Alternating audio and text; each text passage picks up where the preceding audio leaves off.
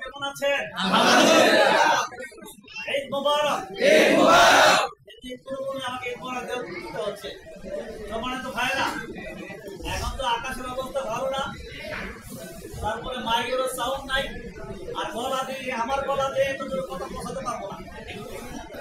এখন আমরা সংক্ষিপ্ত করে বলি, সম্মানিত ভাইরা, আমরা প্রশংসা করি কার? আমরা আমাকে মহব্বত করি কার জন্য? আমাকে সমর্থন কার জন্য? আল্লাহকে ভালোবাসি বিদায়ী আমরা আমাকে ভালোবাসি। এই জন্য আমরা আপনাদের বলবো, সম্মানিত ভাইরা, জুলাইয়ের বিপ্লব সংগঠিত হয়েছে। এই চেতনায় যে জুলাইয়ের বিপ্লব সংগঠিত হয়েছিল, এই চেতনাকে বাস্তবায়ন করতে হলে এদেশের সৎ এবং যোগ্য প্রার্থীকে সংসদে পাঠাতে হবে। বাংলাদেশ মানুষের কাছে এটা পরীক্ষিত শব্দ বাক্য, জামাত ইসলামী ছাড়া এমন কোন সংগঠন নাই যে সংগঠনের প্রার্থীকে সব বলা যায়।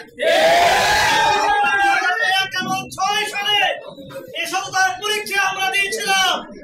আমাদের মন্ত্রী এমপিরা, আমাদের জনপ্রতিনিধিরা এ দেশ পরিচালনা করার সময় সততার পরীক্ষা ওনারা দিয়েছিলেন।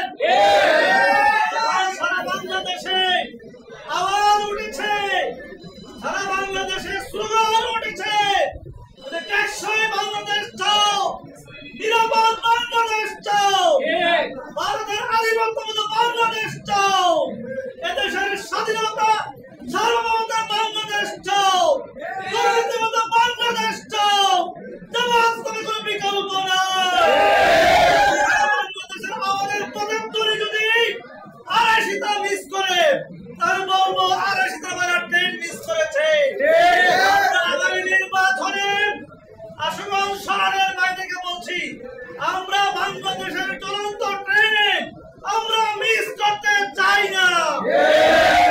আসুন আগামী দিনে ইসলামের পক্ষে, জামাত ইসলামের পক্ষে, বাংলাদেশ জামাত ইসলামের আমির ডাক্তার শফিকুর রহমান আমাকে আসনের প্রার্থিতা দিয়েছেন। আমি প্রার্থিতা চাই নাই, আমাকে দূরে প্রার্থী দেওয়া হয়েছে। সেজন্য আমার বিশ্বাস, আমার মধ্যে অহংকার থাকবে না, আমার মধ্যে লোভ ছিল না, লোভ নাই। যতগুলি সরকারের সুবিধা আমার কাছে আসবে, আমি ইনসাফের ভিত্তিতে, ন্যায়ের ভিত্তিতে জনগণের পক্ষে পৌঁছে দিতে পারবো ইনশাআল্লাহ। আমি আপনাদেরকে অবহিত করছি, আমার জন্ম থেকে এই পর্যন্ত আমার জীবনে একটি হারাম পয়সা আমার পেটে ঢুকে নাই। আগামী দিনে সরকার পরিচালনার দায়িত্ব যদি কোনো অংশ আসে, একটি হারাম পয়সা আমার পেটে ঢুকবে না, ঢুকবে না। সুতরাং আসুন এমন একটি বলিষ্ঠ কথা স্লোগান আমরা দিতে চাই, সৎ এবং যোগ্য প্রার্থীকে সংসদে পাঠাতে পারলে জনগণের ন্যায্য অধিকার প্রতিষ্ঠা করতে পারবে ইনশাআল্লাহ। আগামী দিনে একটি কল্যাণ রাষ্ট্র কায়েম করার জন্য, ইনসাফপূর্ণ রাষ্ট্র কায়েম করার জন্য জামাত ইসলামের সকল স্তরের নির্বাচনে যখন অংশগ্রহণ করবেন, ওপিরা ইউপি চেয়ারম্যান, ওপিরা উপজেলা চেয়ারম্যান, ওপিরা পার্লামেন্ট নির্বাচন, সবাইকে জামাত ইসলামের প্রার্থিতার পক্ষে বলিষ্ঠ ভূমিকার আহ্বান জানিয়ে সবাইকে ধন্যবাদ জানিয়ে আগামী দিনের সংগ্রামে যুদ্ধে আপনাদের পাশে থাকার, পাশে পাওয়ার আহ্বান জানাচ্ছি।